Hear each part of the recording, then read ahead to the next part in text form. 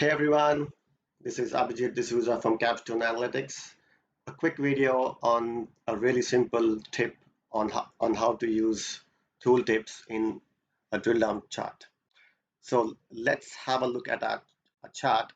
So it's showing the sales amount by month, name, and country in that order, and it's got a tooltip as well. So let's have a look at the tooltip. So it's pretty straightforward. So it's showing the sales amount by country, and then it's got some other KPIs on top. So let's hover around each model name and see what we get in the tooltip. So we get the top countries for that model name, so which is what we want. Now, what happens when the user clicks on the next level in the hierarchy by clicking this one?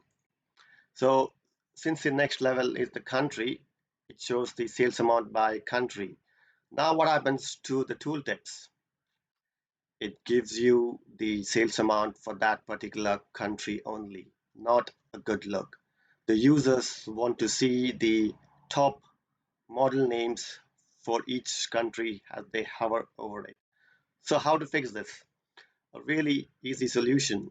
So in your tooltip chart, you set up your chart in the same hierarchy by country and model name, and you make sure you click the expand all down one level in the hierarchy.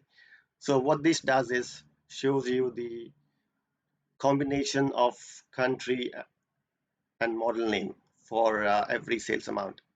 So now when you go to your main chart, so when you hover around each country, you see that it gives you the top model names for that particular country.